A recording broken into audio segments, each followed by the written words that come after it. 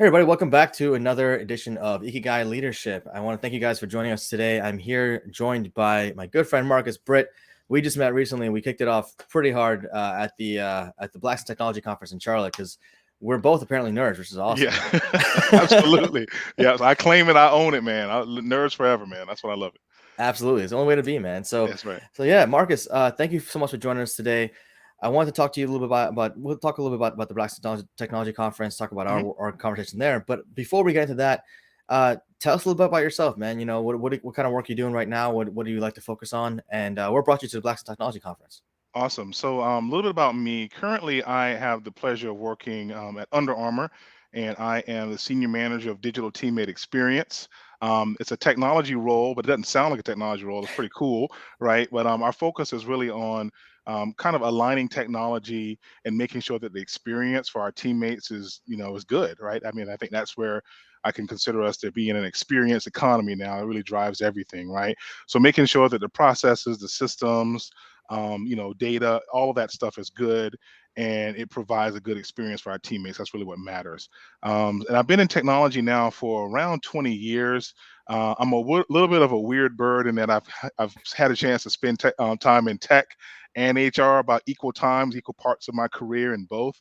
So I have a unique perspective on really kind of understanding how people, what people's needs are in an organization, how they move around an organization, how people feel in certain spaces, and then also having technology and how to enable that, right, to make that go. Because I'm a firm believer. You don't do technology for the sake of technology. You do technology to enable and help people, right? If it's not a tool to make things better, it's really useless. So been in that space for a while, had an opportunity to work at some great companies, and really focusing on that. And like we talked about, I'm a super nerd. I love Marvel movies, anime, Legos. I got my Lego back there. You see my motorcycle back there. So just enjoying being able to really understand technology in a deep way, and then helping people and understanding people and helping merge those two together. That's really what my DNA is. I love that, man. And there's a lot of opportunity to talk about that kind of stuff, just in Yeah. general. I mean, especially nowadays with the AI and everything, people talking about this stuff. But I love that you were also working on Under Armour because Under Armour was founded in Maryland because I'm a Yes. Maryland guy. But I actually had the chance to hear Kevin Plank speak at live at VCon when I was there, and it Uh-huh. was really cool hearing his story and how he started Under Armour and how that whole genesis happened. And one of the things I really appreciate about him and his vision and where kind of Under Armour came from is the innovation piece, right? Hmm. It's that Yes. innovative spirit, and it doesn't sound like that's left. It sounds like that's very much alive in today. And a lot of companies, I feel like they tend to kind of, I mean, I'm not going to point any fingers, Apple, but um, they kind of they start out on this innovative journey, and then they just kind of just like, oh, you know what, we're good now. Let's just coast, right? Right. Let's just Right. rest on our laurels and do what we want to do. Right. And Under Armour hasn't really done that. What's been No. your experience there, and what's drawn you there? Yeah, that's so true. I think one of the things is almost it took me a while to get used to how innovative we are because I've experienced other organizations that are much more bureaucratic, right? More slow moving. And Under Armour is definitely not that. And really, KP is what we call him. Kevin kind of really established Under Armour as that, hey, we have this problem where athletes have this, not so great fabric that you get sweaty in and it weighs you down, so you kind of slows you down. So he wanted to have a situation where, and this is our Under Armour, we have our fabrics that are breathable, and there's a lot of technology that goes into it, and it's really mind blowing how much our team has done with that.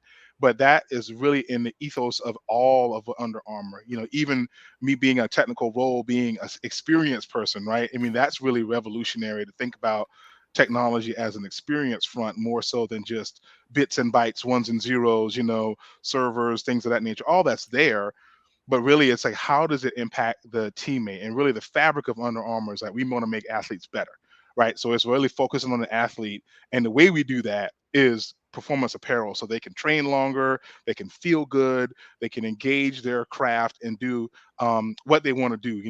Striving for more is what we always talk about. So yeah, it took me a while to say, wow, this is really fast paced, this is a lot of innovation, and I love it. But I'm like, okay, are we really like, can I just go right now and do this right now? Are you giving me the keys? And they were like, yeah, I've only been here 6 months, but yeah, go for it, Marcus. That's what you go for it, and make us proud. So it's been really a cool experience to work there. That's awesome. Yeah, like I said, a lot of companies get weighed down by that whole bureaucracy and like, oh, well, we got to check with this person and get these 16 approvals, and then a year later, it's like, oh, well, that technology is already It's obsolete, already obsolete, right? right? Absolutely, So, right, especially in the world of technology, right? Like you can't move that slow with technology. I right. always point to the government. That I feel like that's the other extreme, right, of the innovation side of things. It's like you have computers in government that are Windows 7, right? It's still like, still right, it's like, what's going on, guys? Yeah.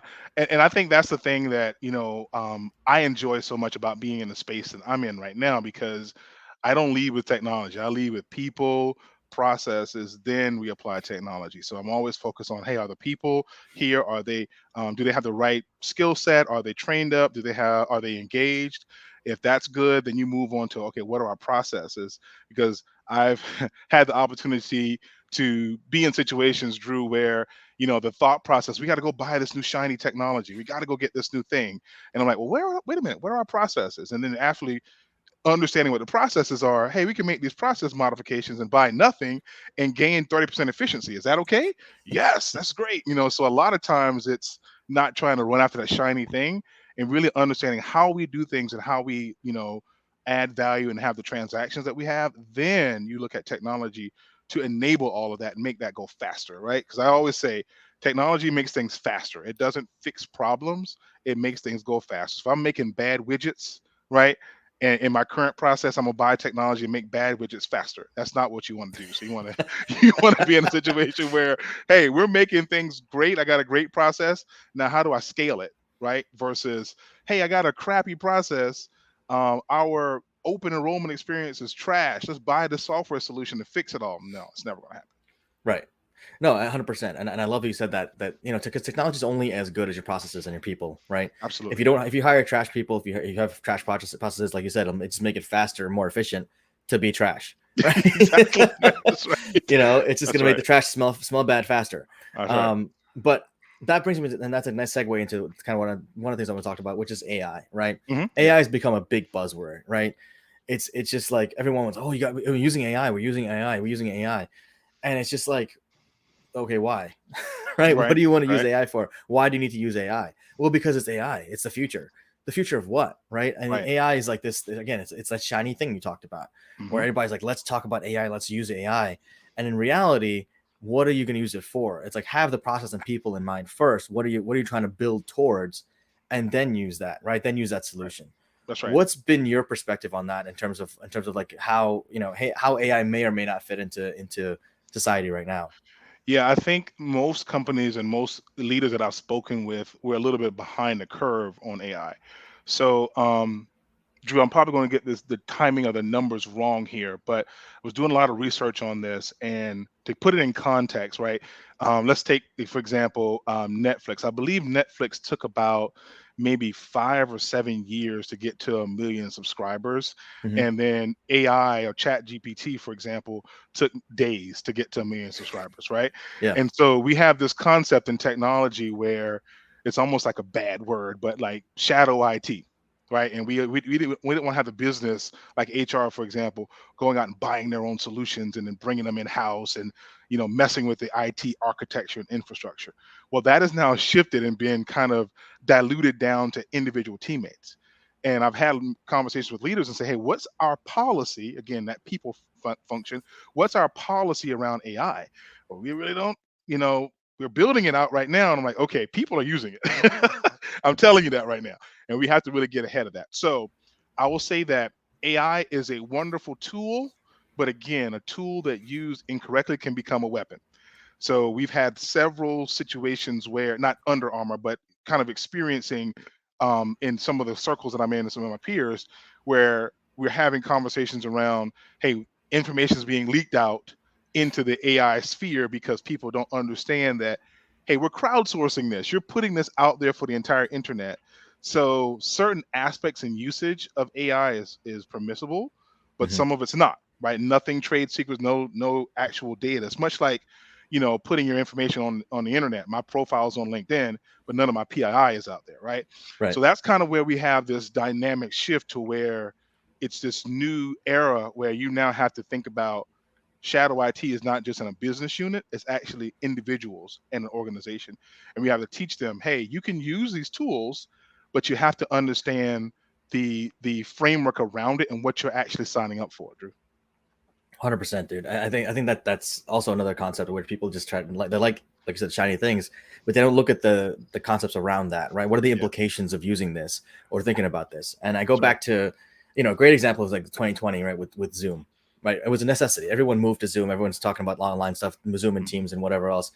But Zoom wasn't built for that yet at that point. They hadn't scaled up to the point where the security was enough to sustain that, right? And Right, so as a right. result of that, you had all the data breaches, all the issues with people breaking into rooms and doing showing porn on Yeah, these all that in the stuff, middle of right? these meetings and whatnot, right? Because they hadn't prepared themselves for those kind of things, for where it was like on a large enough corporate, kind of enterprise scale. And they changed, they fixed it. Obviously, they went back and fixed a lot of that stuff. But that's the thing you're thinking about, where you're planning ahead, or you're not planning ahead, I should say, and you're using technology you don't fully understand. Absolutely. That's So the number one. That's the number one DOS, and that's the biggest challenge I feel in the industry that well I experienced myself is that working with my teammates and not having a full appreciation, understanding of the technology, one, and then also two, the environment and the impacts, upstream and downstream impacts of said solution and how it affects everything else. And I use an analogy all the time that hey, we're all in the same swimming pool, right? So be mindful, like if you're splashing, I'm going to feel it downstream, or make sure you don't pee in the pool, like that type of thing. Like don't do those things, because we're all the interconnection, especially in the HR space, is so tight now. Long gone are the days where you have a business that's in a silo. There's no such right. thing as silos anymore. It's all connected. Now, we people may still operate mentally in that frame of mind, Drew, but there are no silos. Everything's interconnected. Data flows from system to system, and you have to be mindful of that at all times.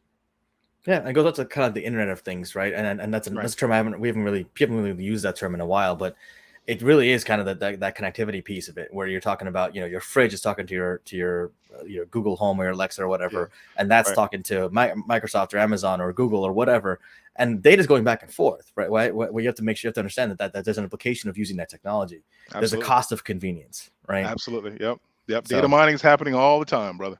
oh yeah, I mean, I was talking to somebody about this the other day, and he was shocked to hear the way Amazon's using data, right? Because he didn't realize. So for those, some people might not realize this. So when you do a search on Amazon, right, and you probably already know this, Mhm. Marcus, but when you do a search on Amazon, let's say you're searching for prenatal pills for your significant other, your wife, whatever, right?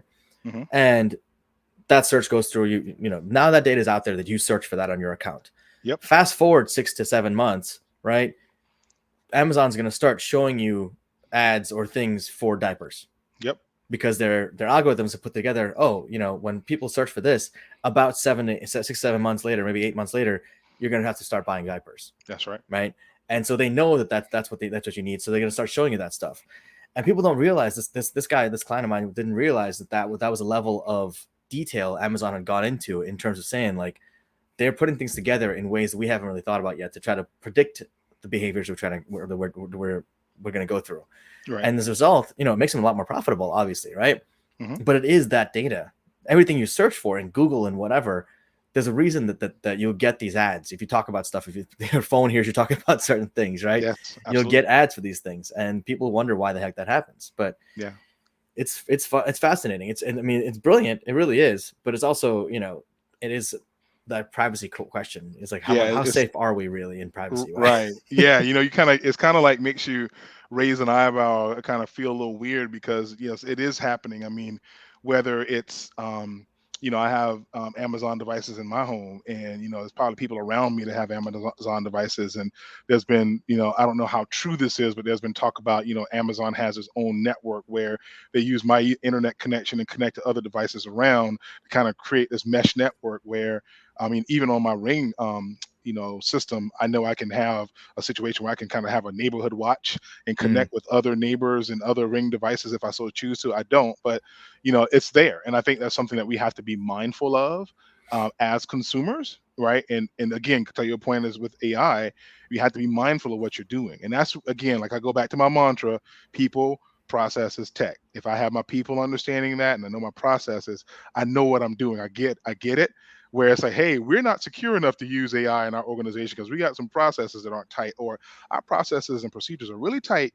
We can definitely engage AI. And I think that's the work that I'm Yeah. working with my business partners to kind of say, hey, I need you to do that. Let me handle the technology geek speak stuff, but you need to make sure that your business is fortified, your processes are fortified, and we can engage it. I use this analogy all the time, Drew. It's like pressure. You have to have pressure in the system. So you think about pipes in a home, right? Without pressure, the system's no good, Right. right? But if you don't have a good fortification of the joints and the valves and things like that, you apply pressure, it's going to burst and create a lot of damage, right? So you have to have that balance between structure and pressure. So people want to talk about the pressure or the passion. Let's go for it. Let's use AI. Let's do all these creative things. That's great. But if you don't have a system that can handle that, you're going to create a lot of collateral damage. So I think that's kind of where we are in technology. Is it's so ingrained in everything we do. Everyone's a technologist now. It's not just people like me. Everyone is. It's just kind of navigating through that and how much of that your role requires you to know about technology. Yeah, no, I love that, and I think that that's accurate too. I mean, I think everyone is. You're right. Everyone is a technologist to a certain extent. Yep. Some just tend to be bad technologists versus good ones. Yeah, I hear you. I hear you, Drew. Yeah, that's so true. Yeah, but I love that analogy of the pressure pipe system, because that it's accurate. I mean, any organization has their own pipes. If they don't spend time and energy to fortify those things, that's what's gonna be the weak points. Weak That's it. points. That's it. So let's shift gears for a second, real quick. As you're talking about this, Ikigai leadership is the name of the podcast. So about leadership, right? In terms of and for an organization like Under Armour Mhm. to run the way it runs and to enable someone like you to empower you to actually do what you want to do in such an agile form, there has to be strong leadership, right? What Yes. role have you seen leadership be in your work at Under Armour and before? Yeah, I'll say definitely for me, a huge role, right? In initially coming to Under Armour, I have a leader that I'm working with now that is super supportive and empowering. It took a little while getting used to that too, because I'm kind of more so of work used to working with individuals that still want to have some level of control. You know, Micromanagers. micromanagers, right? Let's Yeah, call them what they are. it's called okay, Doctor Drew. Yeah, yeah, they're micromanagers, right? It's like, okay, let me make sure, let me check behind you and everything you do. And the amount of trust that I have with my leader now is really refreshing. And she says, I work for you. I'm here to knock down obstacles and help you be the best version of yourself. And I'm like, oh, this is great. So really a servant leadership perspective. And at Under Armour, it's definitely an athlete driven culture, right? Because it's more so our leaders want to be more like coaches and help the athletes achieve, right? From that perspective, for internally, as far as teammates, as well as our athletes that wear our gear. So I think leadership is definitely a major factor in it, but it's more so situational. Like I'll subscribe to situational leadership, um, you know, by a in all that I do, because it's so key to where in certain situations, even though I'm very got 21 years of experience in the industry, my leader doesn't help me with the technology, but it may be something as far as navigating a political situation or working on some of the financial components of my job where I may need a little bit more engagement. So I think that's what's really helped me at Under Armour, where leaders are understanding of that situational engagement model and understands, oh, well, hey, Marcus has never done this before at Under Armour. So let me really kind of be a micromanager here to say, okay, let me help you through all these steps Right. versus, hey, he just needs me to give him the direction, the budget, knock down a couple barriers and let him run, right? Because micromanaging someone who's very capable is extremely frustrating for that person. And in those situations, people like that leave, right? It's like, I don't need you to tell. I've been doing this 20 years. I don't need you to tell me what to do. I Right. need you to get out my way or help me, break down some of these walls. So that's kind of the experiences I've had with leadership at Under Armour from this perspective. Oh, that's awesome, and I do want to clarify. I don't mean that every person who takes an active role in their employees is a micromanager, right? Yeah, But yeah, there no, is no, that yeah. line, right? There's a Mhm. certain like you alluded to that. There's a certain level of support that you need sometimes when you're new in a role. Yes. If you're new to a certain action or to a certain process, that makes sense, right? But Yeah. if, like you said, to your point, if you're micromanaging someone, if you're sitting there involved in the day to day of someone who's been doing this thing for 20 years or any period of time that's significant, right? That is micromanaging, and that's where that Exactly. line comes up. Yeah. So. Drew, I think the big part of that is just a lack of trust. I think Mhm. that's the key element. If you trust me and we trust each other, we can quickly understand. Like, let's say, for example, I have the pleasure of working with you and you're my leader. We have a relationship that's full of trust. And you'll say, oh, I may think that, hey, I don't really know how to do this, Drew. I don't know how to do this podcast thing. And you're like, no, Marcus, you'll be fine. And then I trust you, you trust me, and we'll be able to quickly align because that needle can move very quickly, right? And Mhm. good leaders know when to say, oh, well, Marcus doesn't really need, this level of involvement. He just needs to be coached or encouraged and pushed along. And I think that's the key for leaders to understand. Where is my person in this situation? Not, hey, Marcus is great. He's been working at this for 20 years, and you give assignments. And some people may not be as vocal as I am, but say, hey, no, I need help. I don't know what this is, right? And then they get in these situations where they get frustrated. I think leaders need to kind of really take a account of where their people are, given the situations that they have, and know, has Marcus done this before? Where is he? Or even ask the question, hey, where are you? Are you good? Or do you want me to kind of really, shotgun with you? Do you want me to drive? Help me understand. I think that's really key. And that's what I do with my people all the time. I'm like, okay, you tell me what support level you need. I can be, Yep. daddy bear and just, cover the whole thing and you watch me and I lead the way, or I can back completely off and just stand back and be your coach and say, oh, your swing's off. Try that again, buddy. And whichever one you need. And I think Right. that's the key. And it's really helped me in my leadership growth, and engagement. And a lot of my teammates have thanked me for giving them the space to learn, right? So that's kind of where I think micromanaging robs you of that, right? And that's why so many people hate it, because I need to learn how to make mistakes. Like I don't Yep. need you on top of me all the time, Yeah, and I think because it comes back to a couple of things. Trust is definitely one of those number one things, but I think also insecurity, right, on both sides. Like you Facts. said, some people are not Yeah. necessarily vocal enough on both sides, right, on the employee Yes. side and on the manager side. Because some people on the employee side are not as vocal and not they're like, oh, well, I'm supposed to know this, so I'm afraid to ask for help, right? Right. On the flip side, on the manager side, some people are just insecure and just like, I don't want to be challenged. I don't want my people to think that I don't know what I'm doing. So I'm going to keep making sure that I'm visibly involved in everything, so no one questions my value. Right. And they don't understand that being a leader is value in and of itself. Yes. Right. Empowering the people is value in and of itself, whether you're doing the work actively or not. You're not being paid to do the work anymore. You're a manager, right? Right. You're being paid to manage your team, help them to do what they need to do, remove obstacles when needed, and that kind of thing. But Yeah. And I think one thing we talked about before, Dhru, that I'm so appreciative of this time with you and what you are doing with your leadership development programs is really kind of helping people be aware. Like, yeah, where am I? Right. And awareness, I think that's the number one thing for myself in my career, when I became self-aware and confident in that, hey, I'm really good in these areas. I'm not so good in these other areas.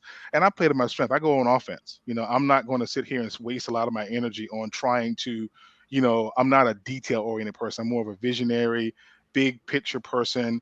I want to show me the field of dreams. Okay, now I can start to work on building it versus starting from the detail step one. Like that doesn't energize me, and I know that, right?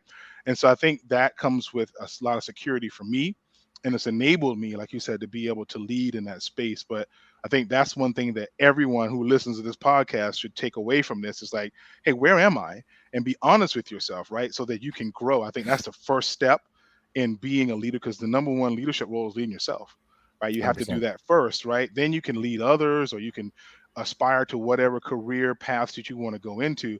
You're not properly leading yourself, you're never going to get there.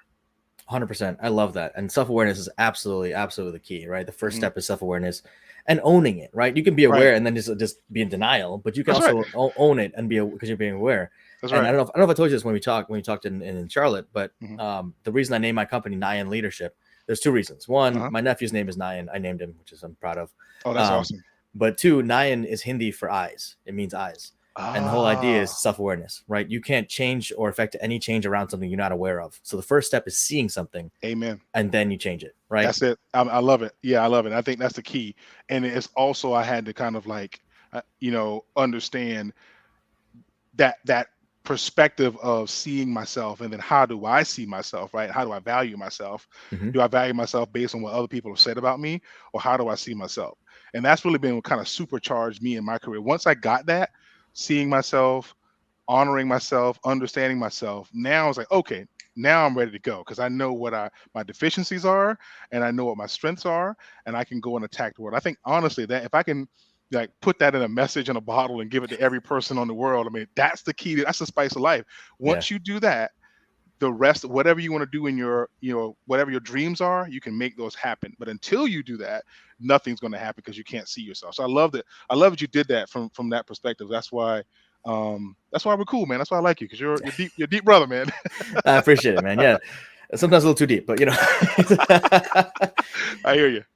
So going back to Charlotte for a second, right? Uh-huh. That was a fun session. That was actually a whole lot of fun. I was more Yeah. fun. I mean, I knew it was gonna be fun. I didn't know it was gonna be that much fun because I'm glad that Right. you and I clicked as well as we did.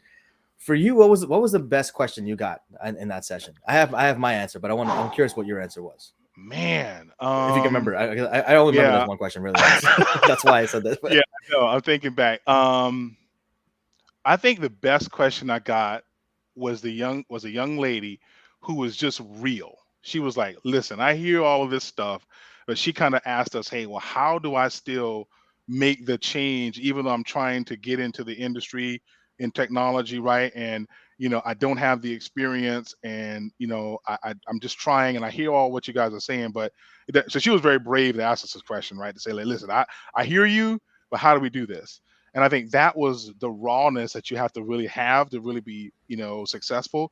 Somebody like that is somebody I want. I want that raw hunger to where I think we were able to really kind of help her because she was one of the young ladies who came up to us afterwards Mhm. and kind of help her see the vision and see like, okay, it's how you see yourself. How you see yourself is your issue right now. It's not that, okay, you got turned down by a couple employers because you don't have experience, yada, yada, yada. So what, right? Don't let that define yourself. If you want this, you will get it.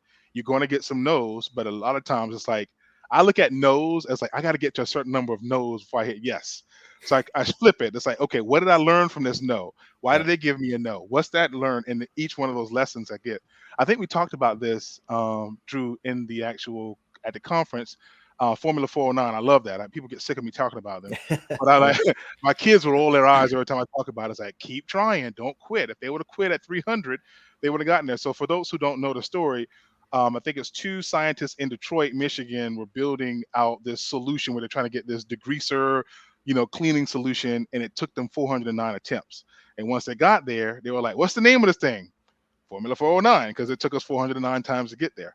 So that's kind of my mantra. Is like, if I keep moving forward, I'm going to be successful. I just keep. I think we talked about failing forward too, or falling Yep. forward too. While we were there. So that was my favorite question. What was yours? Yeah, actually, mine was similar. But I remember that lady. She was that woman was phenomenal. She was great. We actually connected afterwards. But my favorite question was actually after the session. A young man Hmm. came up to me with a similar question actually, and he was Hmm. he was saying he wanted to break into IT. He's studying. He's studying hardcore. He's certified in a couple of different things, but his day-to-day job is not IT related at all. Got it. And so he was asking, what he needs to do to kind of break into the thing. And I asked him. My question to him was, when you introduce yourself to somebody, what do you tell them you do? And he was like, because he wants to get in cybersecurity. He's certified in a bunch of different things already in cybersecurity. And he's like, well, I tell them that I work at this other place, and then I'm studying something. I'm like, okay, cut Stop. that off right away. Like, you know what I mean? Right. Right. That's first, it's too long. Second of all, people lose interest. If you tell somebody you study this thing on the side, then the thing that's what you are on the side. Right. I'm like, mark yourself as that thing because you are that thing, Yes, sir. right? You got to believe it first, and then everybody else is going to believe it. If I just met this guy for the first time and I don't know who he is, I'm gonna pretty much trust whatever he says is true. Trust but verify. That's kind of the way it works, right? Right. So Right. if I tell you, hey Marcus, we just met, I'm actually an IT consultant, but I also want to do this and I also want to do that and also want to do that. I'm gonna seem like I'm kind of scattered and I don't know You what the hell I'm scattered. Right. doing, right? Right. But if I tell you, hey Right. Marcus, yeah, I'm a business coach, this is what I do, executive coach, you'd be like, oh cool, okay, cool, and let's talk about that or whatever, whatever makes sense around that, because that's the way, the context in which you're seeing me now, right? Yeah. Yeah. And that was, I think, a cool question to add, That's to cool. answer for people, because I think a lot of people are going through that right now. Like you said, especially people at that conference are trying to break into technology, to trying to get Right. into that world. And there's so many certifications to get. You can get certified up the ass if you want to, Sure. for literally years, and then Hmm. still never do anything with it. Right. But the point is to make that shift in your head first, and then let people know that. Yeah, that's so true. Again, the theme I think we keep hitting on here, Drew, is that is being self-aware. I had a Yep. young man who came to me actually, who sat down before the conference started. He said, "You mind looking at my resume?" I was like, "Sure." And so I looked over his resume, and then he kind of had some imposter syndrome I felt going on, as far as like, well, I'm just in college, and well, I'm like, dude, no. First of all, no, you're in college. Number one, Yep. not everybody's in college, and I think he had some experience working and doing some research. I'm like, this is phenomenal. That's what you do in college. You do research. So this is great. Like you're not expecting. I said, don't expect to be where I am in my career, but I started where you were. I was doing college, Right. doing research. And again, a lot of times, again, like I said, and this is one of the things I love technology, but I don't like. I don't want to know if it's the mantra of technology, but it's like this aura of technology is if you don't understand tech, you're not smart. I hate that, right? Yeah. And so people say, well, I'm not a smart guy like you. Yes, you are. You just know a different discipline. You know a different solution. Technology is, it's a lot of jargon, a lot of stuff, right? We can talk about. But I mean, Drew, you can hit me with some jargon right now if you still choose to, and every industry is the same. Yep. So I think that's the thing where, again, everyone's a technologist. We use technology every day. We have cell phones in our pockets. We have Internet of Things in our house. We're setting up our home routers and networks and stuff like nobody's business now. And again, it's truly just seeing yourself and understanding who you are, and then envisioning yourself as that. Because everything that I've been successful at, I've seen myself doing it before I was there. Nothing was like, I never, oh wow, I just woke up one morning, I'm a technology supervisor. Hey, I Yep. had an ideology of, I can do this, so I can be here. I want that.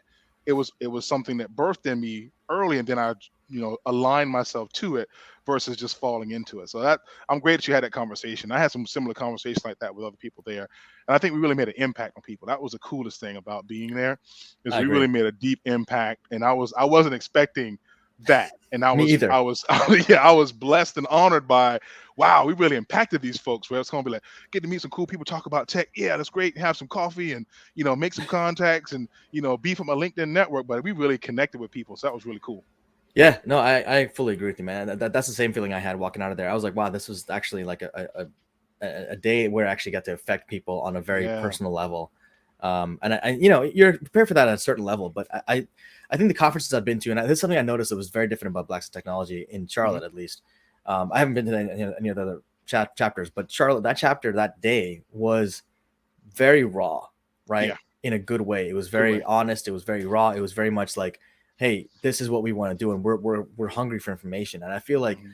a lot of conferences I go to, people, whether they actually do know the stuff already or whether they don't, they just want to act like it. I feel like people have an air of like, I should know this, so I'm going to act like I already know this. Yes. You know what I mean? Yes. And that was not the case there, which I really appreciated. No. People were very hungry and like, hey, I'm going to ask this question.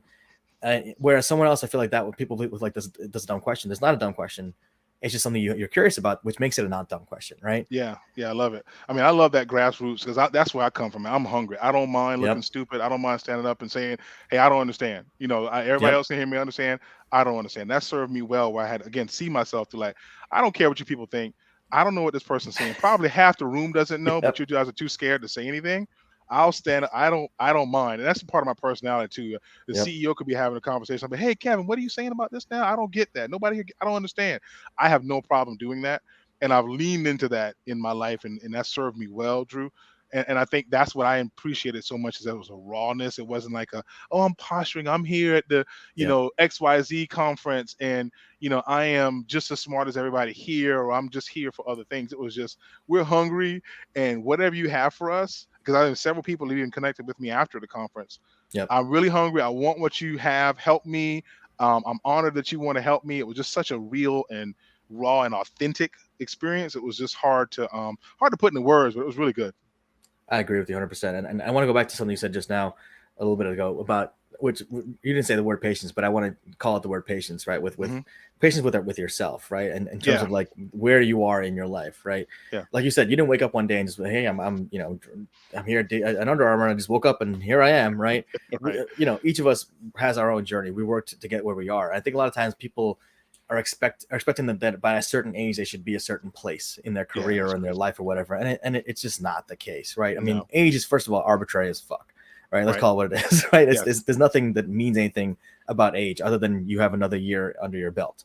right. You don't have to be a certain place in life or career in by a certain age. And I think patience with yourself, especially with like the kid in college, right? You're in college, dude. Like, you're not supposed to be making $1 million a year in college.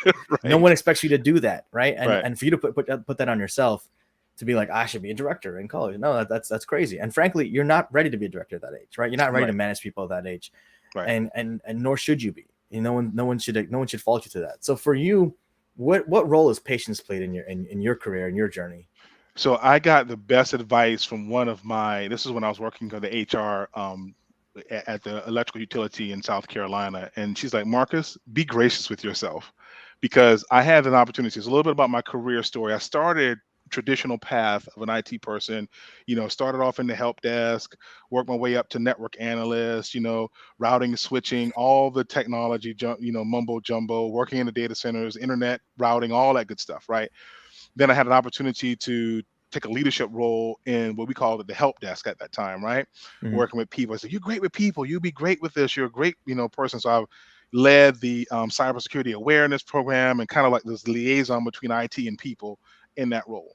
Then I got a chance to do like a massive leap of faith in my career where the CHRO at the time approached me and said, "Hey, we got this role here.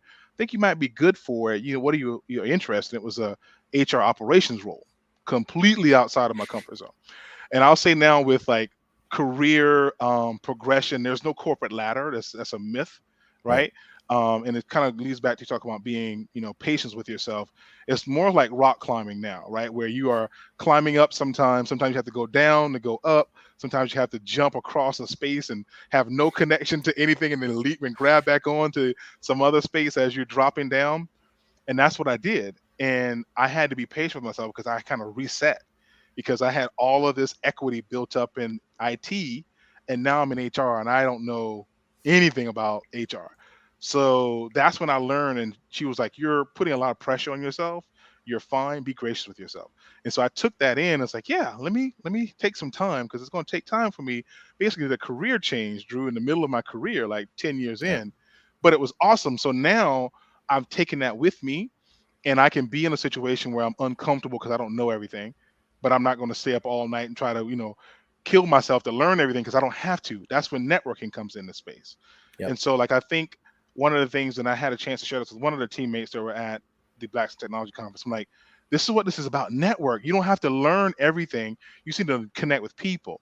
So if I have a leadership question, Drew, I'm gonna come to you and say, "Hey, I got this leadership situation. Do you think you can kind of have your company come in and help us with this?" Right. That's what this is all about. It's about connecting with people. And then I'm in my strength, you're in your strength, and we can connect and engage each other. And I don't have to sit here and try to do everything. So that's where patience has really played a role for me in giving myself grace and taking the time, one, in connecting with my peers and asking for help, big one. And then number two, giving myself time to understand I don't know everything about this AI phenomenon. I'm going to learn about it, but I'm gonna give myself grace and give myself time to do that perspective. So that's kind of what I've learned, Drew.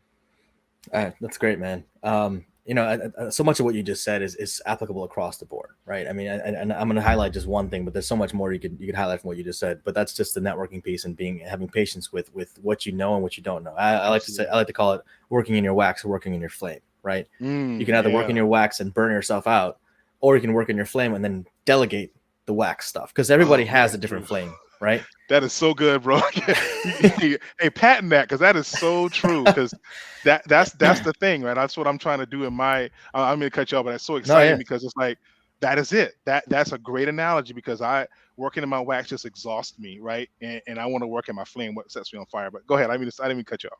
no, not at all. I mean, that was pretty much it. But I can't take credit for that. I didn't make that up. I forgot where I heard Okay. it, but I heard it from somewhere. I can't remember where I got it from. But I wish I could take credit for it. I don't want to steal it, so it's not mine. But Okay. you can have it. I'm giving it to you anyways. We will give credit. Who author out there, if you see this podcast, please let us know who you are because that was great. That's Yeah, awesome. I love it. I love it too. So cool, man. So like as we're wrapping up here, I got one last question for you, Hmm. which is basically inspiration wise in your Yeah. career. And we can talk all day, honestly, because we could probably have another follow up with these another later. But Yeah. for you personally, what was your biggest inspiration? What or who? So either a person, a book, a movie, or Yeah. TV show, anything. I think as a person for me, so it's a gentleman by the name of Ray Snyder, and he talk about we just talked about this working in your flame. So I was in the space where I'm in technology, about 7 years into my career, and I'm trying to make a decision: do I go into the super tech route, or do I go into posturing myself for leadership and management? Because in technology, and similar now. There's kind of a pathway where you can go into be like the SME, the subject matter expert, right, Hmm. and be that person, or you can say, well, I want to get into leadership, and you kind of get away from the technology and is more focused on people, which is hard for some. So I made a decision, which was very good, to go back and get my MBA, and it kind of gave me the balance between technology and business, so I can actually talk to C-suite folks because I struggled because I was talking tech when I would talk to the C-suite folks about, we need to do this technology. It's going to save us money. Tech, tech, tech, tech. And they were like glossed over versus talking about ROI, risk factors, things of that nature, and showing how the technology mitigated those risks. It flipped my whole mindset. I'm like, oh, this is how I have to talk to C-suite folks. Mm. So getting back to working in your flame, I saw Ray, and he's been a lifetime friend for almost, wow, probably 15 years now. And he was so engaged. He was one of my teachers. I mean, he's teaching business communications. Mhm. And I saw him and I'm like, dude, this guy is really like alive in his passion. Like he's doing something that he absolutely loves. I don't have that. What is that about? Like, how do you get there? Because I'm good at my job, but it's a job.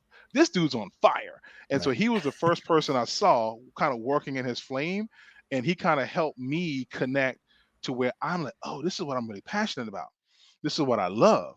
So I need to kind of frame my life and my career around what the things I really am passionate about. And then the rest kind of takes care of itself. Because I think sometimes, and I'm guarded when people want to get into technology, Dhru, because I'm like, don't do it for the money. We talked about this in the conference. Yep. It sucks, right? You're going to work a lot more hours than you think. You're going to be on call. You're going to do this. You got to do it because you love it. If you don't love it, get out and do something you love. Yeah. And so seeing him kind of in his space, being a teacher and being so like alive in it, it inspired me to find that for myself. And that's kind of been that technology and people space, because I'm a weird bird in that I'm a technologist that loves people. So not to say people in technology don't like people, but you get what I'm saying. Like you don't go into Yeah. technology. I want to, impact thousands of people. So I'm gonna just go into tech. It's not necessarily framed that way. Now I'm hopeful to change that and give people who have a natural connection with people to have more opportunities in technology. Because I can do both. I can really be a tech guy and hit you with the jargon all day long, or I can be in front of people all day long. And so I had to kind of carve a pathway for myself because it's not a direct line to Yeah. where I'm going to go to college to do this technology and get these certifications to talk to people. Like it's not really a, um, a space for that, but I didn't let it stop me. So that's kind of my primary inspiration. He's still a friend of mine till this day. That's awesome. No, that's powerful, man. I mean, and especially the piece around, really just focusing on what you want to do, right? What Yeah. really lights you up? What's your flame? Again, going back to that, because I think people don't take enough time to figure that out. And we ask kids to do this at 20, 21 years old. You know what I mean? Right. Like, hey, Yeah. pick a You know, major, and that's going to be your career for the rest of your life. rest of your life. Good Yep. luck, right? Like, no, that's not the way the world works at all. Right. And it puts so much pressure on everybody. But no, this is awesome, Marcus. Thank you so much for coming out and talking to me today. Yeah. We definitely got to do another one of these because we could. I feel like we could talk for days about random stuff. So That's awesome. Well, Dhru, hey, thanks so much for having me. I really appreciate it. I love what you're doing with your company and the podcast. Let's just keep, helping people, learn and see themselves, right, as the essence of your business does. Because I'm all about helping people, and I think once they can see that, then they can be better leaders, better people, and be more fulfilled and enriched. So thanks again for having me, man. It's a pleasure being here. absolutely, everybody. Thank you guys for tuning in. Stay tuned for more in the next coming weeks, and we'll talk to you guys soon. Take care. Bye bye, guys.